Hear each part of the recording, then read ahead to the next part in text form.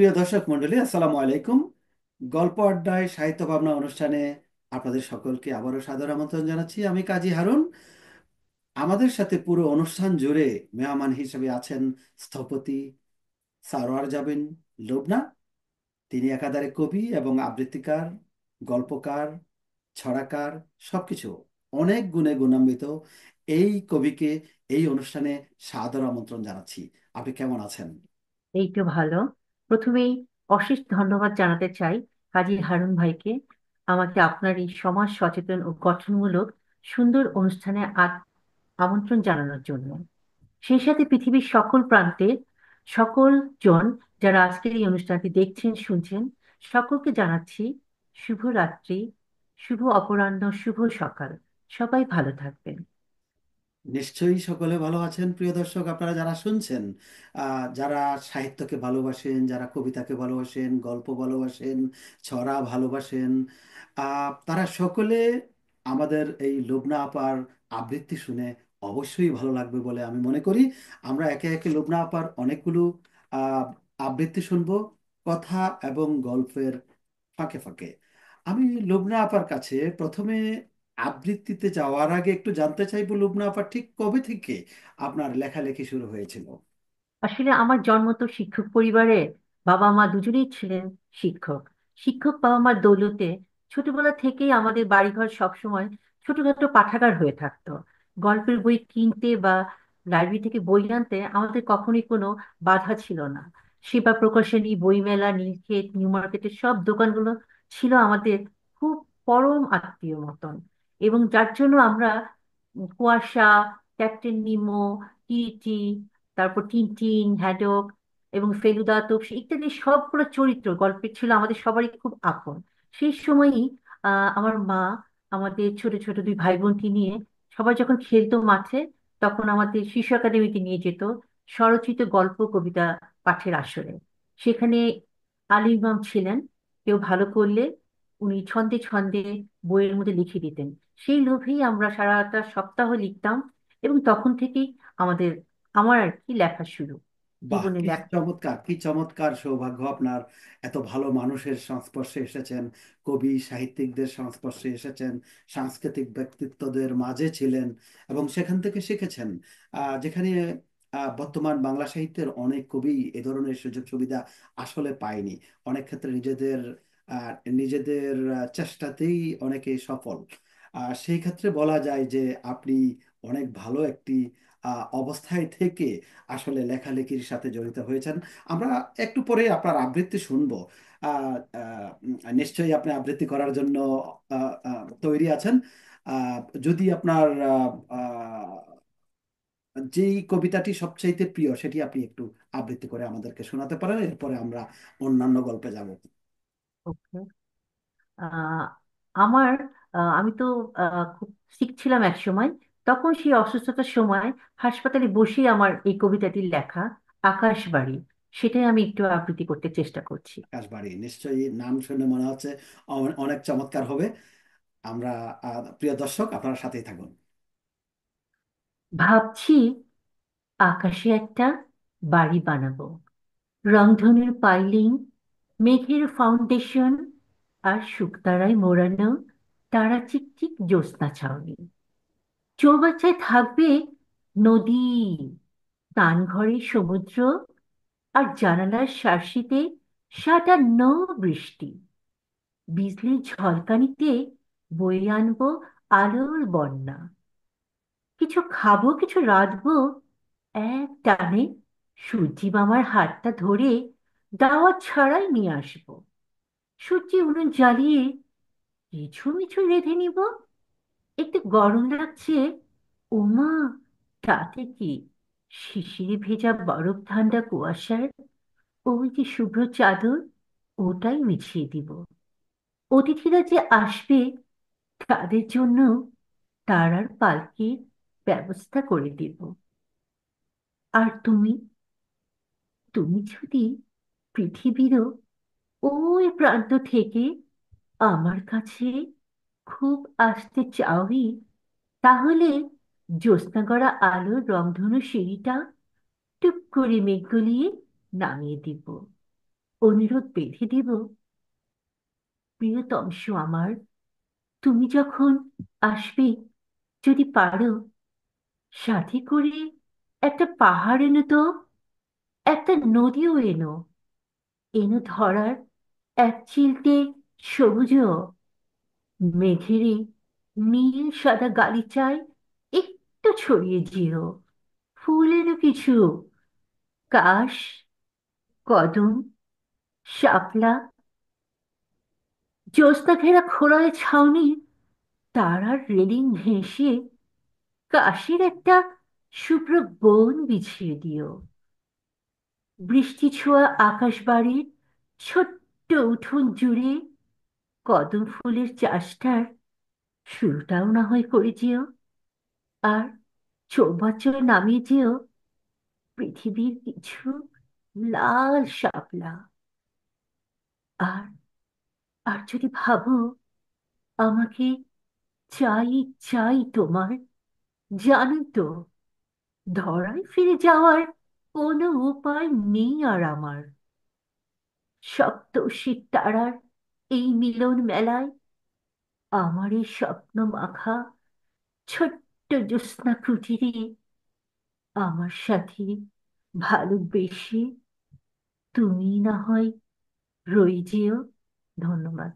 বাহ, কত চমৎকার আবৃত্তি! অসংখ্য ধন্যবাদ। আমার সাথে সাথে সম্ভবত দর্শকরাও মুগ্ধ হয়ে শুনেছেন।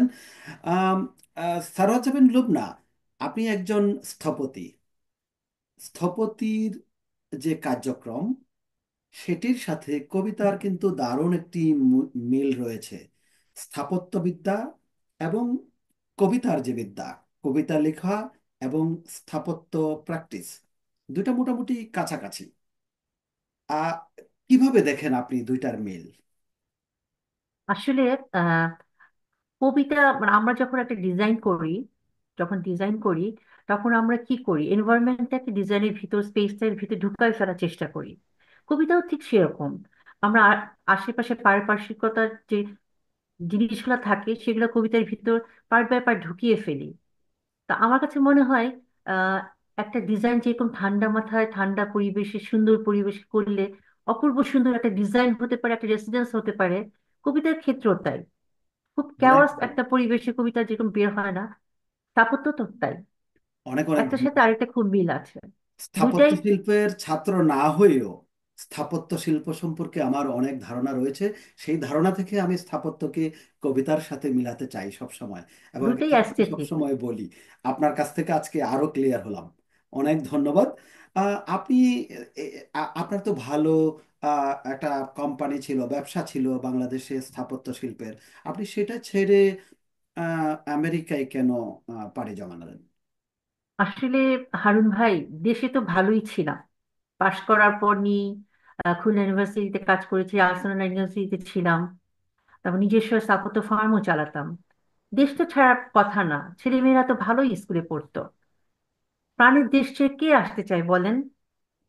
আমার ফ্যামিলির সবাই আসলে আমেরিকায় চলে এসেছিল। আসবো না সেজন্যই আমি ছিলাম শেষ জন আর কি দেশে। হুম। দেশে যখন খুব হরতাল চলতো, আমাদের অনেকগুলো প্রজেক্ট তো দুর্ভাগ্যবশত শুরু হয়েও বসেছিল। আর একবার আমার পঞ্চম শ্রেণীতে পড়া ছোট্ট মেয়েটিকে সহই একবার আগুন জ্বালিয়ে দেওয়ার জন্য গাড়িতে ঘিরে ফেলা হয়েছিল। ওটা একটা প্রচন্ড শখ ছিল। অন্যদিকে আমার মা মারা গেলেন নিউ অত্যন্ত ইয়র্কে। দুঃখজনক। জি, ওনার কবরটাও এখানে হলো। আর আমরাও চাইলাম এখান থেকে একটা উচ্চতর শিক্ষা, মাস্টার্স বা পিএইচডি করা করা যাক, করে ফেলা যায়। সেভাবে সম্মিলিত কারণে দেশে চলে আসা। আর দেশ তো দেশই, নিজ দেশের কি আর তুলনা হয় অন্য কিছুতে? কিন্তু আসলে এখানে এসে আমি খুব সিক হয়ে পড়লাম, যার জন্য আমার আসলে চিকিৎসার জন্যই এখানে থাকাটা বাধ্যবাধকতা হয়ে গেছে, যার জন্য এখানেই থাকা আসলে। যাক, অনেক বছর হলো এই আমেরিকাতে আপনার। এখানের এখানকার লাইফ এবং বাংলাদেশের লাইফে প্রতিদিনকার যে আহ, জীবন কাল, সেটার ভিতর কিন্তু অনেক ব্যবধান রয়েছে। বাংলাদেশের দিন আর এখানকার দিন, এই যে এর মাঝে থেকে এত ব্যস্ততম সময়ে এই লেখালেখিতে কিভাবে সময় দেন, কিভাবে সময় বের করেন? আসলে হারুন ভাই, আপনি যে পয়েন্টটা বললেন, এই পয়েন্টটাই কিন্তু আমার পাওয়ার। বিকজ দেখা যায় যে আমি বাসায় তো অনেক ধরনের টুকটাক কাজ টাজ থেকে যায়। আমি সন্ধ্যার পর তখনই কাজ করতে বসি, তখনই বাংলাদেশের সকাল হয়। আর আমার কাজ যত হচ্ছে বাংলাদেশের বিভিন্ন আহ, সংগঠনের সাথে, লেখালেখি মানুষদের সাথে। তারা তো দিনের বেলায় যারা লেখালেখি করে থাকে, তখন আমার সারা রাত্রি খুব আরাম করে কাজই হয়, বিভিন্ন ধরনের লেখালেখি হয়, ঠান্ডা মাথায় ইয়ে হয়। এই ডিস্টেন্সটা আমাকে তেমন ইয়ে করে না। আর আমি ওই যে বললাম, অসুস্থতা বিধায় আমি বের হতে পারিনি, কোভিড ছিল, যার জন্য তখন বাসায় জেলখানার মতো বন্দি ছিলাম। এই সময়টা আমি আসলে সত্যি বলবো আল্লাহর অশেষ কৃপা, আমি প্রচন্ড ভালোভাবে কাজে লাগিয়েছি। আমি লেখালেখি শুরু করেছি এবং অনেক যত্ন সহকারে চেষ্টা করে যাচ্ছি। খুব ভালো কথা বলেছেন। আপনার তো ইতিমধ্যে বেশ কটি বই প্রকাশিত হয়েছে, সম্ভবত 3-4টি বই প্রকাশিত হয়েছে, আরো কিছু প্রকাশিতব্য। আপনার বইগুলো কি কাছাকাছি আছে আমাদের দর্শকদের জন্য জি দেখাতে জি পারেন? আছে। আমার টোটাল এ পর্যন্ত 3টি বই বেরিয়েছে, এই বেলায় আরেকটি বের হবে। আমার প্রথম বইটি ছিল অন্য প্রকাশ থেকে বের হওয়া গল্পের বই, বেলোয়ারির স্বপ্নকাহন। এর পরের বইটি শৈল্পিক প্রকাশনা থেকে বের হওয়া, এটাও গল্পের গ্রন্থ, বরফকচি বইপ্রহর।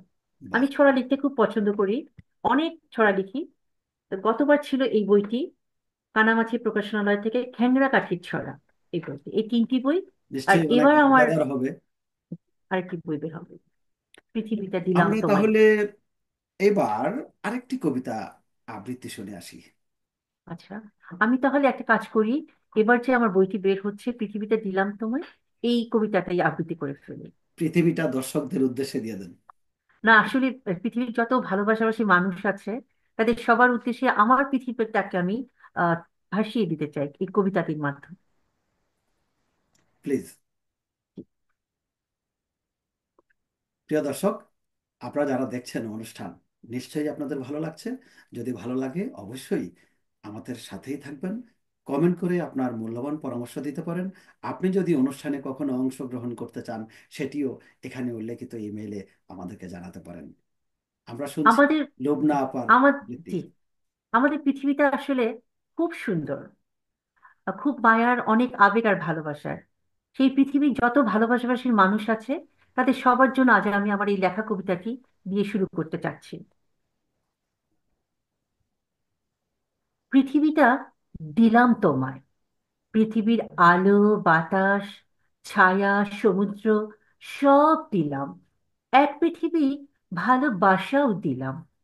এবার বলি তো, তোমার হবে, তুমি আমার হবে, পৃথিবীর যে 6 ঋতু, ওখানকার যে বর্ষা, তারই নতুন কদম দিলাম।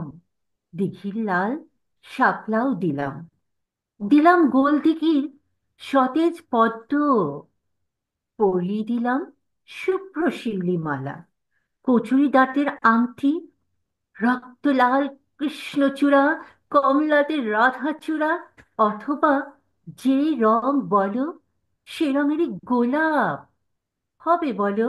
এবার তোমার হবে তো, সর্ষে ক্ষেত ছাড়িয়ে কাশির যে বন, সে বন ছাড়িয়ে সোনালি ধান খেয়ে পুই, পালং, অথবা কচু শাকের আলে, ভাবালি স্বপ্নে, চলো না হয় দুজনে বসে এক ফালতি গল্পই জুড়ে দিব। নেব তোমায় নাগরদোলার মিঠা পুকুরে, বসন্ত মেলায়, তোমার বাসন্তী রাঙা মনটার ঝিলিক মিলিক আঙিনায়। তখন আমায় একটু ঠাঁই দিবে, দিবে তো। মানুষটা আমি অনেকটাই নিরীহ, টাকার বন্যায় বিচলিত নই কখনোই। বিলাসের সাথে আমার বৈরাগ্য, চাওয়া পাওয়ার টান আমার নেই বললেই চলে। ঘরে বসে গোপনে স্বপ্নে এঁকেই সারা, তবুও যেন তোমাকে দেখলেই আমি কেমন যেন লোভী হয়ে যাই। শাল পিয়ালের বন ইশারায় তখন চৈতালি কীর্তনে ডেকে চলে আমায়।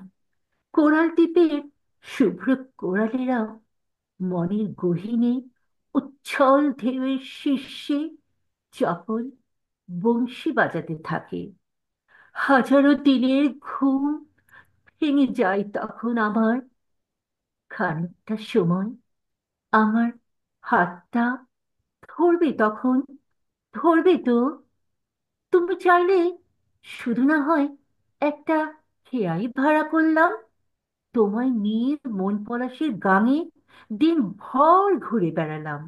ইচ্ছে হলে শাপলা তুললাম, মাছ ধরলাম, পানিতে ঝাঁপিয়ে পড়ে বক আর হাঁসের সাথে পান করে জল কেলিতেও মাতলাম।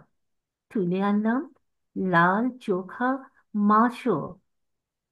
তবুও পরিশেষে সুবিনয় নিবেদন শুধু এইটুকুই, ওহে সুন্দর প্রিয়, এবার বলো, তোমার এত সবে হবে তো? যাবে তুমি আমার সে নাইয়ে? যাবে আমার সাথে? যাবে তো? ধন্যবাদ। বাহ, অনেক চমৎকার, অনেক চমৎকার, অনেক চমৎকার। প্রিয় দর্শক, আমি নিজে অনেক মন্ত্রমুগ্ধের মতো শুনছিলাম, নিশ্চয়ই আপনারাও শুনেছেন। আহ, আশা করছি আমাদের সাথেই থাকবেন, আমরা কিন্তু আরো অনেকগুলো আবৃত্তি শুনবো। আমরা লুবনা আপুর কাছে একটু জানতে চাইবো, এই যে প্রবাসে বসে আপনি কবিতা লিখছেন, প্রবাসের অত্যন্ত দামি সময়, এই যে কবিতা লেখালেখি, গল্প লেখালেখি, বই পড়া, এগুলোর সাথে আহ, আসলে কি কখনো টাকা বা সম্পদের সাথে মিল হতে পারে? কখনোই না, কখনোই না। একজন কবি জানে যে সে কিসের টানে লেখে, কিসের টানে লেখে। কখনোই কিন্তু একজন কবি তার লেখাকে বিক্রি করতে পারে না। একজন সচেতন কবি, একজন সত্যিকারী কবি, সে ভালোবেসে লেখে। তার কলমে যে লেখাগুলো ঝরে, সেগুলো ভালোবেসে ঝরে। কখনো টাকার জন্য সে লেখে না, আমার তাই মনে হয়। একজন কবি, একজন লেখক সবসময় মানবিক। কবি এবং লেখকরা একটু গরিব হয়, সে আমেরিকায় থাকুক আর বাংলাদেশে থাকুক। কারণ অন্যেরা যখন টাকা কামানোর পেছনে ঘুরছে, তারা তখন সমাজের সেবা করার পেছনে ঘুরছে। আপনি, আমি, আমরা এই যে বসে এখন যে কাজটা করছি, এটাতেও কিন্তু আমাদের টাকা আসছে না। আমরা আপনাদের সেবা করার জন্যই বসে আছি। যারা বাংলাদেশের মানুষ, বাংলা সাহিত্যের মানুষ, প্রত্যেকে যাতে কোনো না কোনোভাবে কিছুটা উপকৃত হয়, কবিরা, সাংস্কৃতিক কর্মীরা, সেটার জন্যই আসলে কিন্তু কাজ করে যায়, তারা কখনো নিজেদের জন্য কাজ করে না। আপনাকে অনেক ধন্যবাদ, আপনার আবৃত্তি অনেক সুন্দর। কিন্তু আমরা এর মধ্যে জেনেছি যে আপনি চমৎকার করে ছড়া লিখেন, আপনার ছড়ার বইও ইতিমধ্যে বেরিয়েছে। আমাদেরকে কি একটা ছড়া শোনানো যাবে? ঠিক আছে, আমি একটা ছড়া পড়ি। আহ ছড়াটা হচ্ছে সংসার নিয়ে। বাহ, আমি একটু বের করছি ভাইয়ের এখনই। কথা তো নাই আবার সেখানে? না, সেটা নাই, করছি দাঁড়াও। চমৎকার। আমরা এর মধ্যে আরো আলোচনা করব আমাদের পরবর্তী প্রজন্ম সম্পর্কে, নতুন প্রজন্ম সম্পর্কে, তাদের খেলাধুলা, বিভিন্ন বিষয় নিয়ে আলোচনা করব। আগে শুনে আসি আপনার মজাদার ছড়া। আসলে আমি আহ শিশুদের এবং বড়দের সবার ছড়াই লিখি। আর আজব এই দুনিয়া, কেউ সংসার করে সুখী হয়, কেউ সংসার না করে সুখী হয়। কেউ ঘর বাঁধে চার দেওয়ালের মাঝে, আবার কেউ বা বাঁধে ঘর ছেড়ে মাঠে ঘাটে। তা আমার এই ছড়াটি সে সংসার নিয়ে, আমি বাহ, পাঠ করছি। সংসার মানে জীবনে বাজি, ভালোবেসে উৎপাত, রংসাজ মেখে স্বপনে রাজি, অভিসারে কুপকার। কুপকার হয় কখনো প্রেমেতে, কখনো বা বেলি ফুলে, চুন থেকে পান খসলে কখনো বা নির্ঘাতে তুমি ভুলে। অভিসার সে তো মধু ঘটি বাটি, তরকারি হৃদে ঘর্ম, চিৎকারে খেত কদু কাটাকাটি টক ঝালে ভেটে কর্ম। চলে গল্প অল্প স্বল্প, নেচে গেয়ে গান কাব্য, চোখে মিনতি হাতে খুন্তি, যেচে ধেয়ে তার নব্য। দরে রেশারেশি কৌতুকে হাসি, কত ধানে কত চাল, মানিব্যাগে টাকা যৌতুকে ফাঁকা, যত আনে তত জাল। সংসার মানে দুয়ের স্বপ্ন দুয়ের কল্প, অভিমানে দুলে মন, এলে প্রিয়তম গোলে নব নব মধুতানের ভুলি ক্ষণ। নুন আনতে যে পান্তা ফুরোয়, ভালোবাসো জেলে সুখ, মন্দা হারেও ছেড়ে না সাথ, ঝেড়ে কাশো খেলি দুঃখ। পৃথিবীতে কারো সংসার হয়, কারো হয় বৃথা ঘর, শুরুতেই পারো মল্লার হতে, না হয় হবে তো পর। রাগ অভিমান সব ফেলে দে, ছেড়ে দে মাকে দে বাঁচি, সংসার ঠিক ইহাকেই বলে হেরে জিতে নাচানাচি। প্রিয় দর্শক, আপনারা সম্ভবত শুনেছেন সংসার কাকে বলে। সবকিছু কিন্তু এখানে রয়েছে। সংসার কাকে বলে লুবনা আপা কিন্তু সেটা বুঝিয়ে দিয়েছেন। এর মধ্যে, এই ছড়ার মধ্যে সংসার এবং ভালোবাসা দুটো অঙ্গাঙ্গিভাবে জড়িত। একটি ছাড়া আর একটি সম্ভব নয়। ঝগড়া যেমন থাকবে সংসারে, তেমনি ভালোবাসাও থাকবে। কিন্তু লুবনা আপা, একটু আগে আপনি বলেছিলেন, একটু আগে আগের যে কবিতাটি সেই আবৃত্তির মধ্যে ছিল নাগরদোলা। সেটাকে খুব উপভোগ করেছি। আপনি কি নাগরদোলায় চড়েছেন কবু? অবশ্যই, আমরা তো আজিপুর কলোনিতে থাকতাম। তো ওখানে মহরমের মেলা হতো।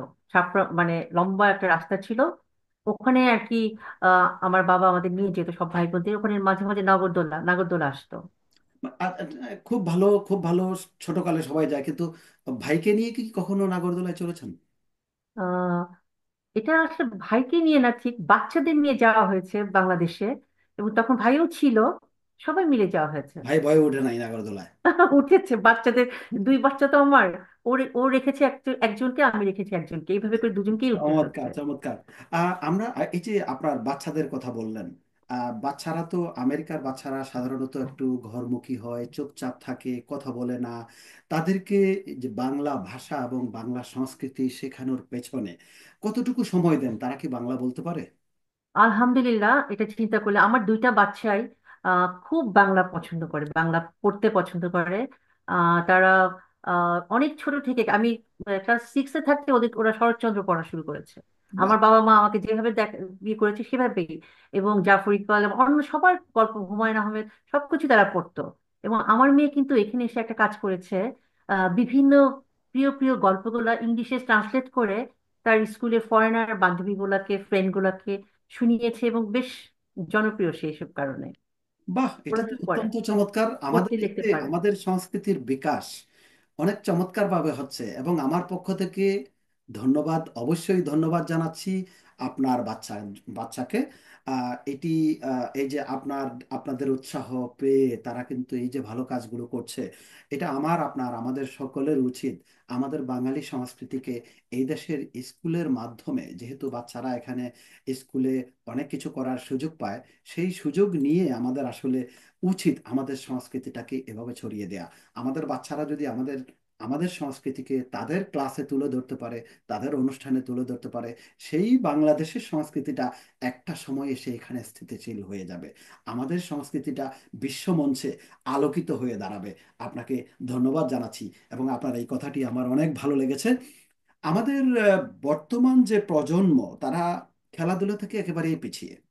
জি জি।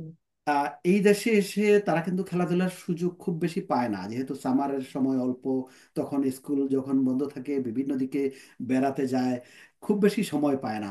তাদের সময় কিভাবে কাটে? আসলে আহ এখানে একটা ব্যাপার আছে যে ইচ্ছা থাকলে কিন্তু উপায় হয়। আমরা আর কিন্তু আমার, এরপরে আরেকটি কবিতা শুনবো। হ্যাঁ হ্যাঁ, ইচ্ছা থাকলে উপায় হয়। আমার বাচ্চারা মেইনলি আসলে একটু ঘরমুখী হয়ে গেছে এখানে। বাট তারা যখন বাইরে, যখন আমরা বের হই, বিভিন্ন পার্ক আছে এখানে, কিন্তু প্রচুর পার্ক আছে, সেই পার্কগুলোতে তারা খেলাধুলা করে, ইয়ে করে, সময় ভালোই কাটে, মিশামিশি আর কি। অনেক অনেক অনেক ধন্যবাদ আপা। আমি আপনার আরেকটি কবিতা আবৃত্তি শুনতে চাই। নিশ্চয়ই দর্শকরা অধীর আগ্রহে অপেক্ষা করছে আরেকটি আমি কবিতা এখন একটা আবৃত্তি শোনার ছোট্ট জন্য। কবিতা বলি করে। এটা কোনো এক নিরঞ্জনের বুকে। নাম শুনে মনে হচ্ছে নিরঞ্জনের বুকের কবিতাটা অনেক ভালো হবে। প্রতিজ্ঞা করতে শুধু ভাঙার জন্যই, তুমি অকপটে ভাঙতে প্রতিজ্ঞা, আর আমি ভাঙতাম নিজেকে। আমাকে ক্যান্টিনে বসিয়ে হাওয়া হয়ে যেতে, পরে বলতে কাজে আটকে গিয়েছিলাম। জানোই তো লোকজন কেমন পাগল। দুটো সিনেমার টিকিট ধরিয়ে হঠাৎ আমাকে অপেক্ষায় বসিয়ে বন্ধুর বিপদে অনায়াসে উঠে বসতে চাটগাঁর রেলে, ফিরে আসতে সেই 5-6 দিন পর, বেমালুম ভুলে মাঝে কিছু জানাতেও না, ফিরে এসে সিংহের মতো হেয়ালিতে বলতে, কেন, রবি তোমার সাথে থাকেনি? আমার আবৃত্তি সন্ধ্যার সময়সূচি ভুলে গিয়ে রাতে দাঁড় করাতে মিথ্যে বুলির অজুহাত, ইরে আমার দেয়া পাঞ্জাবি তুলে ভুলে অন্যটা পরে বলতে, সরি, দেখলে তো লোকটা আমি কেমন বোকা, কিভাবে আবারও ভুলে গেলাম। নির্বাক হয়ে আমি শুনতাম আর শুনতাম। বুকে তোমার অজুহাতে বিশাল পাহাড় দাঁড়িয়ে যেত। বুঝতাম কি পাগলের পাল্লায় পড়েছি। তোমার প্রতিটা প্রতিজ্ঞা ভাঙার খেলায়, অবজ্ঞায় আমি নিজেকে একটু একটু করে ভাঙতেই থাকতাম, ভাঙতেই থাকতাম। মিথ্যে বুনিয়াদে মন ভাঙতো, আবেগ ভাঙতো। নিজেকে ভাঙতে ভাঙতে এক সময় পথের ভিখারিণী বেশে ধুলো হয়ে যেতাম। এরপর দিন গেল, দিন দিয়ে রাতও গেল। তোমার আঙিনা থেকে নিজেকে অভিমানে শামুকের মতো গুটিয়ে নিলাম নির্জীবতায়। লোকে বলে আজকাল তুমি বেশ আছো। আমাকে করা প্রতিজ্ঞার কসম দেখিয়ে দেবদাস হয়ে ঘুরে বেড়াচ্ছ। অকারণে এর ওর কাছে প্রতিজ্ঞা করে ধরে রাখাও শিখে গেছো। প্রতিজ্ঞা ভাঙার বালক, বুঝতে যদি রবি নয় কবি নয়, চাইতাম শুধু তোমাকে। জানতে যদি কি সুখে আমিও আর আজ অশ্রুসিক্ত আঁচলে জলকন্যা হয়ে বসে নেই। কি নির্ভীকতে পাথর হয়ে প্রতিজ্ঞা ভাঙা শিখে গেছি। বাঘহারা হয়ে বাস করছি একই ছাদের নিচে। রবি নয় কবি নয়, আরো আরো দূরে অচেনা অদেখা কোনো এক নিরঞ্জনের বুকে। ধন্যবাদ। বাহ, বাহ। আমরা প্রতিজ্ঞা ভাঙা এবং প্রতিজ্ঞা ভাঙার ফলে যে এই সমস্যাগুলো হয়, যে কষ্ট হয়, সে কষ্ট গাথা শুনলাম। আশা করছি প্রিয় দর্শক মণ্ডলী আপনাদের অনেক ভালো লেগেছে। আমরা প্রতিজ্ঞা কখনো ভাঙবো না। আমরা যদি প্রতিজ্ঞা করি, সেই প্রতিজ্ঞাকে যে কোনোভাবে ফলপ্রসূ করার চেষ্টা করব, সেটাই হোক আমাদের শপথ। আহ আপু, আপনাকে অসংখ্য ধন্যবাদ জানাচ্ছি চমৎকার আবৃত্তির জন্য, চমৎকার লেখার জন্য। আশা করছি আমাদের প্রিয় দর্শকরা আপনার আবৃত্তি অনেক বেশি পছন্দ করবে। আপনি কি আরো আবৃত্তি করতে চান? আমাদের কি সময় আছে? তাহলে একটা ছোট করতে পারি। Please, please. আমার তো খুব শুনতে ইচ্ছা করছে, অনেক চমৎকার আবৃত্তি। দেখি কোনটা, একটু দেখি। আপনি বললেন, আমি পড়তে দেখছি। আমাদের আহ, প্রিয় দর্শক, আপনারা যারা অনুষ্ঠান দেখছেন, যারা শুনছেন, তাদের কাছে অনুরোধ থাকবে, যদি সময় সুযোগ হয়, যদি ভালো লাগে, তাহলে সাবস্ক্রাইব করে সাথে থাকবেন, লাইক দিয়ে সাথে থাকবেন, আপনার মূল্যবান কমেন্ট দিয়ে সাথে থাকবেন। আমাদের কার্যক্রম যদি আপনার ভালো লাগে, তাহলে অবশ্যই একটি শেয়ার দিবেন। সম্ভবত আপনার কবিতা আবৃত্তির জন্য তৈরি। দেশে থাকতে এক প্রান্ত থেকে অন্য প্রান্তে ঘুরে বেড়াতাম। বান্দরবান, নীলগিরি, বগালেক, রাঙামাটি কিছু আর বাকি থাকতো না। প্রজেক্টের খাতিরে কক্সবাজারে প্রতি মাসে যেতে হতো। তখন ওসব ঘোরাঘুরি। তখনই আশেপাশের সিনসিনারি দেখতে দেখতে আমার এই কবিতাটি লেখা, মন্মথ, যার অর্থ প্রেমের দেবতা। আমি এখন সেই কবিতাটি আবৃত্তি করছি। রাঙামাটি ছাড়িয়ে বান্দরবানের আঁকা বাঁকা পাহাড়ি পথ, চাঁদের গাড়ির উঁচু নিচু ঝাঁকুনি, মোড় ঘুরতেই লোকটা উঠে এলো ঠিক আমার পাশে। চেনা চেনা চোখ, জানাশোনা হাসি, বাঁধন ছাড়া কেমন ছটপটে দুরন্ত দৃষ্টি। 40 পেরিয়ে গত যৌবনের ছোঁয়া, পাহাড়ি লক্কর ঝক্কর রাস্তায়, চাঁদের গাড়ি, উথাল পাথাল বাতাসে, বেসামাল বাবরি চুল। লোকটার চোখ, কান, নাক সব ঢেকে ঢেকে দিচ্ছিল। বাতাসে বেলুন শার্টের বোতাম ফাঁকে ধনুকের সুঠাম মানুষটা শুকনা ঘাম আর পোড়া বেনসনের কড়া ঝাঁঝে এদিক সেদিক ছুলে ছুলে যাচ্ছিল।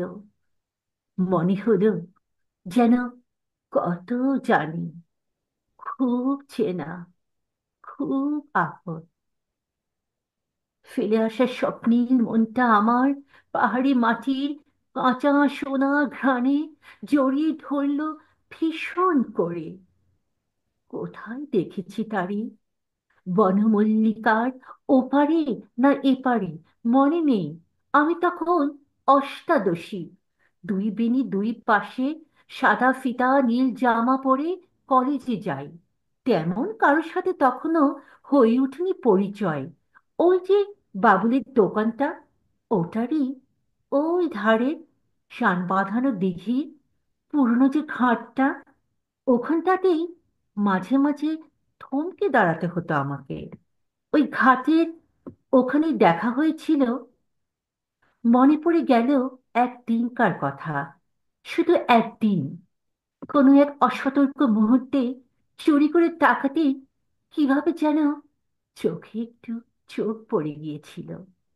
হঠাৎ সেদিন কৈশোরে ওই এতটুকুন বয়সে কি ভীষণ চমকে ওঠা, কি ভীষণ ভালো লাগা। অথচ আজ সব ভুলে বসে আছি, কিছুই ঠিকভাবে মনে পড়ছে না। ওখানে কি দেখা হয়েছিল প্রথম? ইস, যেন কোথায় প্রথম দেখেছিলাম তারে।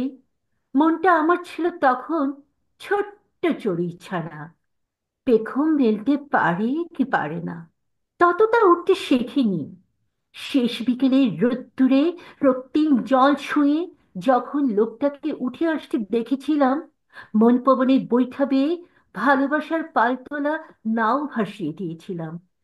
যেন হঠাৎ তখন খুব মনে হয়েছিল মানুষটাকে আমার চাই, ভালোবাসার মানুষ হিসেবেই চাই, চাই চাই।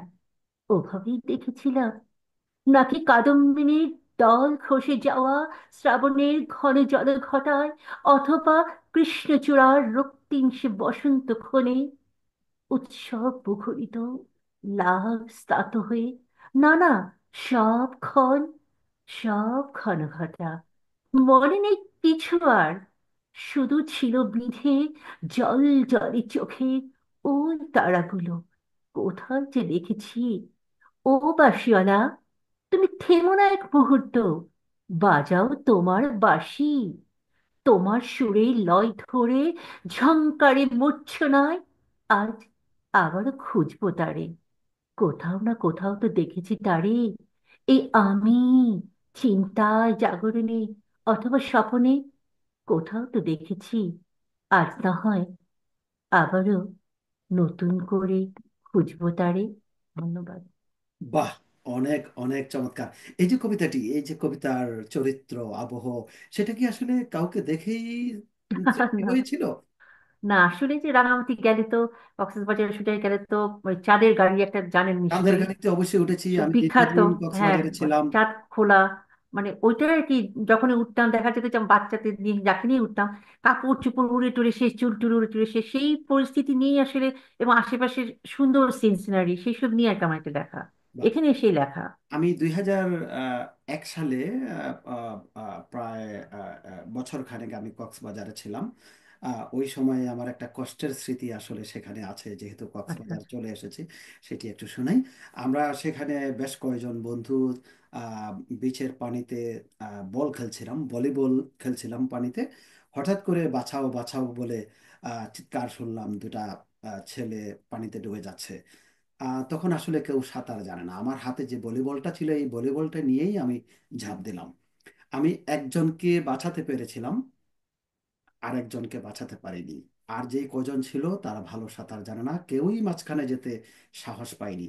2001 সাল, তখন সেখানে উদ্ধারকারী কোনো দল ছিল না, সাঁতার কাটার মতো তেমন কোনো ভালো মানুষ ছিল না সেখানে। একটি তাজা প্রাণ ডুবে গেল। ঠিক 3 দিন পর মহেশখালীর আহ সৈকতে সেটি ভেসে উঠেছিল। তখনকার সময়ে আহ প্রথম আলো সহ দেশের বিভিন্ন সংবাদপত্রে সেটি ফলাও হয়ে প্রকাশ হয়েছিল। কিন্তু যাকে উদ্ধার করেছিলাম সে এখন কেমন আছে আমি জানি না। একজন মারা গেছে, আরেকজনকে উদ্ধার করতে পেরেছিলাম। তারা এসএসসি পরীক্ষা দিয়ে দুই বন্ধু চট্টগ্রামের খাতুনগঞ্জ থেকে কক্সবাজার বেড়াতে গিয়েছিল। আমরা জানি না সেই মানুষটাকে কখনো আর দেখবো কিনা। আপনাকে অনেক ধন্যবাদ জানাচ্ছি পুরনো স্মৃতি মনে করিয়ে দেওয়ার জন্য। আহ, চাঁদের গাড়িতে আমিও বহু চড়েছি, কক্সবাজার পুরো পার্বত্য এলাকা প্রচুর ঘুরেছি। কোনোটা বাদ নেই তখনকার সময়। আর দীর্ঘ সময় যেহেতু যুক্তরাষ্ট্রে আছি, এখন আর ঘোরার খুব বেশি সময় হয় না। প্রিয় দর্শক মণ্ডলী, আপনারা নিশ্চয়ই আপনাদের কমেন্টের মাধ্যমে জানাবেন আপনাদের কেমন লেগেছে আজকের অনুষ্ঠান। আমাদের প্রিয় কবি, প্রিয় গল্পকার, প্রিয় ছড়াকার, প্রিয় স্থপতি, এতগুলো এতগুলো গুণে গুণান্বিত যেই মানুষটি, তার আবৃত্তি নিশ্চয়ই আপনাদের ভালো লেগেছে, তার লেখা আপনাদের ভালো লেগেছে। আশা করছি আপনারা কমেন্টের মাধ্যমে সেটা জানাবেন। আপনাকে অসংখ্য ধন্যবাদ জানাচ্ছি স্থপতি সারওয়ার জাবিন লুবনা, এই ব্যস্ত সময়ে একটু সময় বের করে আমাদেরকে সময় দেওয়ার জন্য। আশা করছি আপনি ভালো থাকবেন এবং আমাদেরকে ভবিষ্যতে আরও সময় দিবেন। আপনার লেখালেখি সুন্দরের জন্য, সুগঠিত জাতি গঠনের জন্য চলতে থাকুক নিরলসভাবে। আপনার কি আপনার আহ, সমসাময়িক কবি, লেখক, ছড়াকার অথবা স্থপতি, আপনার বন্ধুমহল সকলের উদ্দেশ্যে কোনো মেসেজ দেওয়ার আছে? সবাইকে বলতে চাই, আমরা যে লেখালেখি করি এই জিনিসটা কিন্তু হারুন ভাই সবার বোধগম্য নয়। অনেকে এটা ভাবে যে আমি কি করছি, তারপর তো ফেলে লেখালেখি করছি। তাদের সকলের উদ্দেশ্যে বলতে চাই, আহ যারা দেখে আসলে তারা যে আনন্দটা পায় সেটা আসলে অতুলনীয়। অতুলনীয় এই লেখালেখি কিন্তু আমাকে বাঁচিয়ে রেখেছে। যারা আমি পড়ে তাদের চাইতে যারা লিখে তাদের আনন্দটা অনেক বেশি। মনের খোরাক, মনের মনের খোরাক। খোরাক। যে লেখে না সে সেটা সেই আনন্দটা আসলেই পায় না। আপনাকে অনেক ধন্যবাদ এবং চমৎকার আপনাকেও। একটি কথা বলেছেন, চমৎকার একটি কথা বলেছেন। আশা করি এই ভিডিওর মাধ্যমে আপনার বন্ধুমহল, আমার বন্ধুমহল এবং সাহিত্যকে যারা ভালোবাসে, সংস্কৃতিকে ভালোবাসে, কবিতাকে ভালোবাসে, আবৃত্তিকে ভালোবাসে, প্রত্যেকটি মানুষ আবেগপ্রবণ হবেন। আপনাদের আবেগের ভালোবাসায় যদি আমরা ঋদ্ধ হতে পারি, সেটাই আমাদের পাওয়া। আপনারা ভালো থাকবেন, আমাদের জন্য দোয়া করবেন। সারওয়ার জামিন লুবনা, আপনাকে অনেক ধন্যবাদ এবং কৃতজ্ঞতা জানাচ্ছি এই অনুষ্ঠানে সময় দেওয়ার জন্য। আবারও প্রিয় দর্শক মণ্ডলী, আজকের জন্য শুভরাত্রি। আসসালামু আলাইকুম।